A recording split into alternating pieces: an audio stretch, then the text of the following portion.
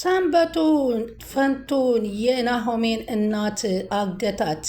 እንግዲህ ሰንበቱ ባልሰራው ስራ ኮማንደሩ የሰራውን ወንጀል አንተነህ ሸጠሙፎን ያስወገድከው በማለት ክስ እንዲመሰረትበት እያደረገው ቢሆንም እውነትን ግን ወጥቼ ማፍለጥለጥ አለብኝ እንጂ እኔ መሆን የለብኝም በማለት ከዳግም ጋራ አንድ ሆነው እንግዲህ ዳግምን አግተው ሲያሰቃዩት ዳግም ልጁን ለማስለቀቅ ብሎ ያደረገው ሲስተም በጣም ደስ የሚል ነበር። በዚህ ፓርት ላይ የምናየው ዳግምና አባቱ ምን ያህል እንደሚተሳሰቡና እንዲሁም ደግሞ የወይዘሮ ፋንቱ ራስ ወዳድነት የአቶ ላይኩን ግን መልካምነትን የሚያመለክት የዶክተሩና የአምራን መለወጥና ከዶክተሩ ጋር ያላት ፍቅር ቅርርቦች እንዲሁም ደግሞ የሲምባ ጀግንነትን የምናይበት ይሆናል። ሰላም ወደ ቻናል የተከታታዩ ሰላማችሁ በያላችሁበት ይብዛ። ለቻናላችን አዲስ የሆናችሁ ሰብስክራይብ፣ ላይክ፣ ሼር እያደረጋችሁ አበረታቱ እና ቀጣይ ፓርት ይዘንላችሁ መጥተናል። በዚህ ፓርት እንግዲህ ሰንበቱ በፍጹም ልጄን ማስለቀቅ አለብኝ ብሎ በሱ ምክንያት የተያዘውን ዳግምን እንደምንም ብሎ መኪና ውስጥ ገብቶ ኮማንደሩን ስለት ከአንገቱ ላይ በማድረግ አፍረጥርጦ እንዲሁም ደግሞ በስልኩ ቀርጾ እያንዳንዱ መረጃዎችን ይዞ ዳግምን እንዲለቀቅ አድርጎታል ማለት ነው። ዳግምም እንግዲህ ትብደባ ቢደርስበትም በፍጹም አባቴን አሳልፌ አልሰጥም፣ አባቴ የት እንዳለ አልናገርም ብሎ ለአባቱ ምንም እንዲሆንበት ራሴን የፈለገ መስዋዕትነት አደርጋለሁ እንጂ አባቴን አሳልፌ አልሰጥም በማለት ቆራጥነት ያሳየበት። አባት ልጅህ ተይዟል ሲሉት ልጁን ለማስለቀቅ እየሄደበት ርቀት በጣም ደስ ይል ነበር። በዚህን ጊዜ ተለቆ ወደ ቤት ሲሄድ ግን ወይዘሮ ፋንቱ ራስ ወዳዷ እንዴት እንዲሆናል ብሎ ናሆሜም እነሳል ለሱ እታገላለሁኝ እንደፈለገ ነፃነት አወጣለሁ እንኳን ቢል በፍጹም ናሆምን እንዳይገባ ያከላከለችበትን ነገር ሲያይ አቶ ላይኩን ግን እውነቱን ነው፣ ሲምባ ወንጀለኛ አይደለም፣ እኔ ከዳግምና ከሲምባ ጎን ነው የምሆነው ማለትን ሀቅን አውጥተዋል ማለት ነው። በሌላ በኩል ደግሞ ስናይ እንግዲህ በተለይ ደስ የሚሉ ወንድ አባትና ልጅ ሆነው ያገኘንበት ነው። ዳግምና ሲምባ ማለት ነው። በጣም ደስ ይላል። ወደነ ሚራንና ዶክተሩ ስንሄድ ደግሞ በጣም የበለጠ አምራን ተቀይራ ለዚህ ደርሳ በጣም ጥሩ ነገር ደርሳለች ማለት ነው።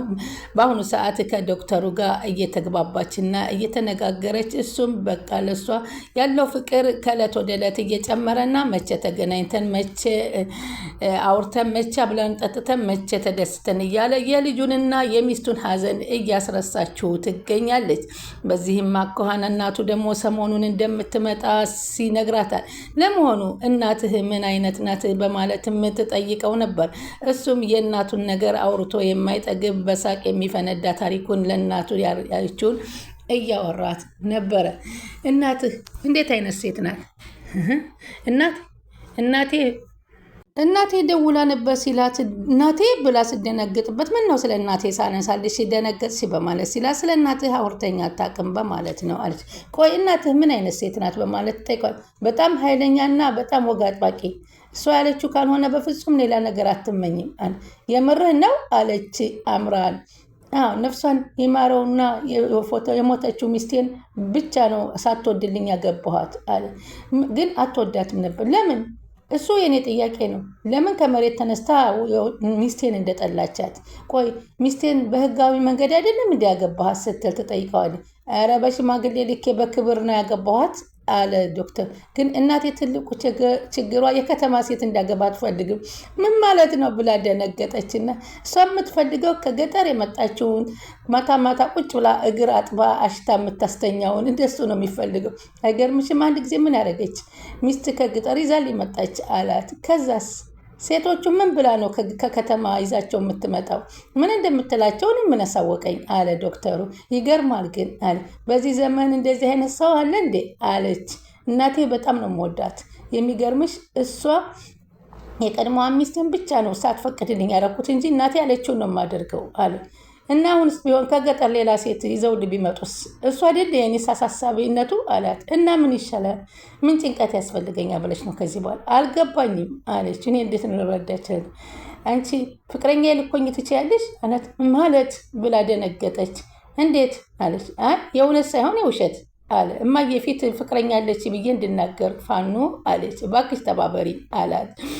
ከዛም ከዚህ በፊት ምን እንዳደረገች ታውቂያለሽ አላት። ደግሞ በድጋሚ አንዲት ከገጠር ያለች ልጅ ይዛ መጣችና ከኔ ፊት ለማባለል አጭር ልብስ አለበሰቻትና ታኮ ጫማ አለበሰቻትና ወዲህ ወደ ዘወር በይ ስትላት ተሰብራ ቁጭ አለች። አሁን ይሄ ሳይገርማት በአንተ ምክንያት ነውና የተሰበረችው ታፋዋን ጭኗን እሻት ማለት ስትጀምር በሳቅ አሳቃችኝ እናቴ ብሎ የእናቱን ጨዋታ እያጫወታት ይገኛል። አቶ ፈንቱ ያለብን ችግር አንሶ እህት ደግሞ መጥታ ችግር እየፈጠር እና አሁን አንቺ በዳግም ስፒኖን እየገባሻ ዳግም አርፎ ይቀመጥ አባቱ ወንጀለኛ ሳይሆን ወንጀለኛ ነው ብሎ እያልሽ ነው የምትፈርጁ። ፋንቱ ምን ነው እንደዚህ አይነት አፈራረት ትፈርጃለሽ? አንቺ የምታዩ ታዲያሱም እኮ የልጅ አባቴ ነው ግን ይህን ከኮማንደሩ ጋር መጋፈጡ ጥሩ ነገር አይመጣም ብለን ታዲያውን ባልሰራው ስራ ወንጀል ሲጋፈጥ እኛ ዝም ብለን ቆመን ማየት አለብን እንዴ? ሲምባ ምንም ቢሆን እኮ የልጅ አባቴ ነው አለች። ግን በሱ ብዙ ወንጀሎችን ስለሚሰራ በሱ ሀሳብ መግባት አንችልም። እውነቱን መናገር ከፈለኩኝ እኔ እውነቱን ስለያዙ ከነሱ ጎን ነኝ። አንተም ከነሱ ጎን መሆን ትችላለህ ማለት ነው ስትለው አዎ ይላል። በሌላ አንጻር የአቶ ለይኩን እህት እንግዲህ ከአቶ ተሰማ ጋራ አብረን ሼሪንግ እንስራ እያለች እና ቤታቸውን ደግሞ እንደሸጠችባቸው አባትና እናቴ ያወረሱ ቤት ነው ብላ እና አቶ ለይኩን ላይ የነበረውን ቤቷን ሽጣ እንደወሰደችባቸው እና በዛ ቢዝነስ መስራት ስለምትችል ለቢዝነስ ደግሞ አቶ ተሰማ አብረዋት እንዲሰሩ ቢጠይቃትም በፍጹም እኔ አልሰራም ወይ ቢዝነሱም ሙሉ ለሙሉ ስጭኝና ለራሴ ልስል አንተና ተሰማ እንዲሁም ለይኩን ሆነን በጣም መለወጥ የምንችልበት ነው እናድግበታለን ወይ ደግሞ አንድ ገንዘብ ወደ አንተ ላስተላልፍልህና ለለይኩን ስጠው ትለዋለች። ለይኩን ጋራ በጣም የተሳሰሩና ፍቅርና ጋብቻም ስለመሰረቱ አንድ ነገር እንዲከፍ ክፍተት እንዲመጣ አልፈልግም ባክሽ ተይኝ ቢሏትም በሚሊዮን የሚሆን ገንዘብ በአካውንቱ አስገብታ ለአቶ ለይኩን እንዲሰጥ ስታደርገው ሆኖም ግን አቶ ተሰማ በመንገድ ላይ እየሄዱ ራሳቸውን ማስጨነቅ ጀመሩ። ይህን ገንዘብማ ምን ብዬ ዋሽቼ ከለይኩን ጋር እጣላለሁ፣ ስለዚህ ወደ እሷው መመለስ አለብኝ ሲሉ ወደ እሷው መልሰው ሰጥተዋታል። እሷም አሁን ወንድሟን እንግዲህ የማትፈልገው በፋንቱ ምክንያት እንደሆነም ትናገራለች። ሆኖም ግን እኔ አላደርገውም እባክሽ ተይኝ እያለ ነው። ኮማንደሩን እንግዲህ አቶ ማነው የዳግም አባት መኪና ውስጥ አስገብቶ እንግዲህ ስለት ከቢል ከንትኑ ላይ አድርጎ ተናገር፣ እኔ ነኝ እንደ ሸጠቦን የገደልኩት አንተ አይደለህ ያስገደልክ በማለት ሲያፋጠው እንግዲህ እሱን እንዳላስወገደው አምኖለት በሪከርድ ቀርጾ ይዞበታል። እንግዲህ ከዛም አልፎ እንግዲህ ከልጁንም እንዲፈታለት አስገድዶት እንግዲህ ዳግምን አሁኑኑ አስፈታ በማለት ስለተናገረው ዳግምን አስፈትቶታል ማለት ነው። አሁን ከኮማንደሩ ጋር እንፋለም ያሉትን ሰዎች ግን እሱ እጁ ረዥም ስለሆነ እባካችሁ ከሱ ጋር አትፋለሙ እያሉ ቢሉም ሰንበቱ ግን በፍጹም ይችን የሸጠቦን ልጅ እንግዲህ ደፍሮ በዛ ምክንያት ነበር ሸጠቦን ወደ እስር ቤት ኃይሉን ተጠቅሞ ያስገባትና እንዲያስወግደው ያደረገው። ስለዚህን ነገር እስከ መጨረሻ የሸጠቦ ልጅ የደፈራት ኮማንዶ መሆኑን አጋልጬ እሱን ኮማንዶ ማስያዝ አለብኝ በሚል ነው የሚጓዙት። በአጋጣሚ ጉዳይ ሆና ደግሞ ፋንቱ ከነ ኮማንደሩ ቤት ገብታ ሰራተኝነት እየሰራች እና የሸጠቦ ልጅ የደፍረሃል ተብሎ በውሸት የታሰረውን እዛ ቤት ውስጥ አግኝታት ለማዳን እሷ ጋራ እየታገለች የምትገኝበት ሰዓት ነበረ።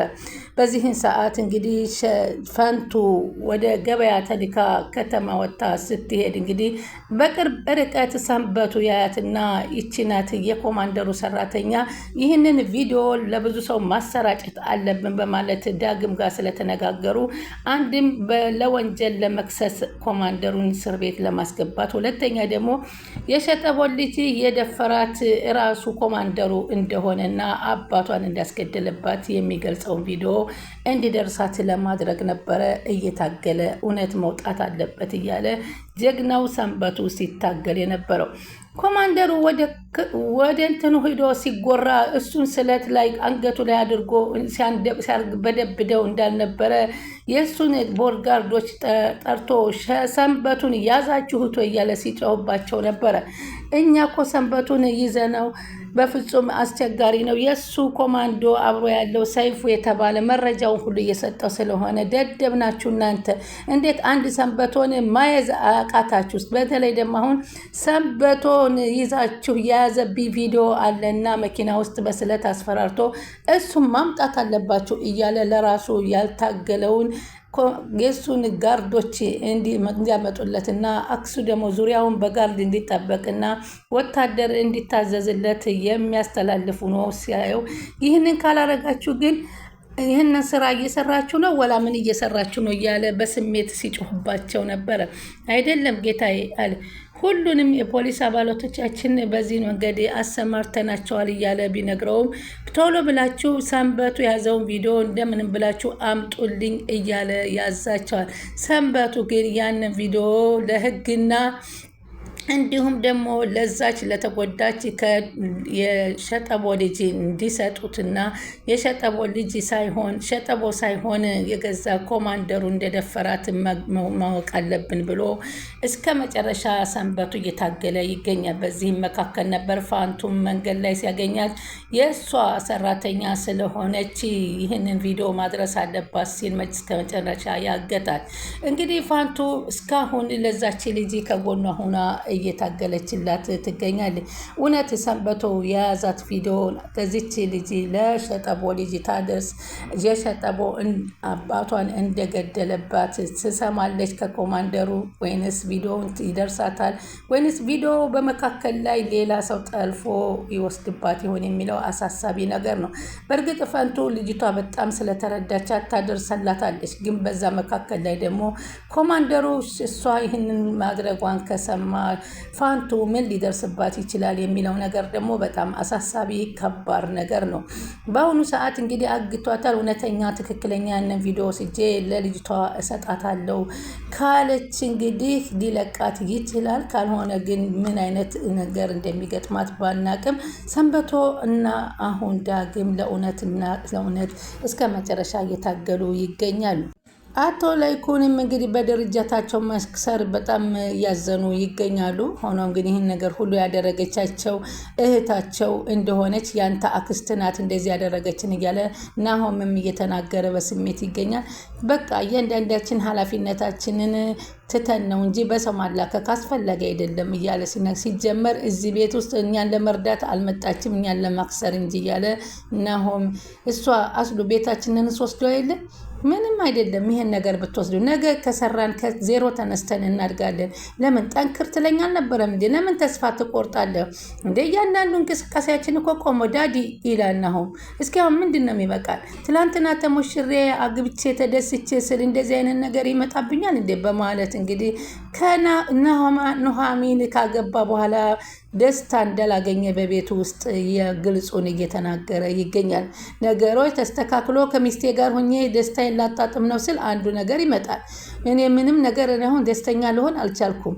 አሁን አንደኛው ደግሞ የዳግም መታገት ነው። ታዲያ የዳግም መታገት እኮ አባቱ ታገለና አስወጣው። ምንም አንተን ሊሰማ አልቻለም። እንደውም አንተን እንዳትገባ በዚህ አንተ ህይወትህን ምራ ብሎ እኮ ነው ዳግም ላንተ ያዘነልህ እኔ። ስለዚህ እባክህ ማንንም እሱን ደግሞ አሁን በህግና ህግ ልንጠይቀ የማንችል ብዙ ሰዎችን በቁጥጥሩ ስራ አድርጎ የሚንቀሳቀስ ስለሆነ ከሱ ጋር መጋፈጥ ጥሩ ነው ብዬ አላስብም ከኮማንደሩ ጋር ይላሉ አቶ ላይኩን። ስለዚህ አሁን ግን ሰንበቱ ግን እስከ መጨረሻ ሊታገል ለራሱ ቃል ገብቷል። ቻናሉን ሰብስክራይብ እያደረጉ ይጠብቁ።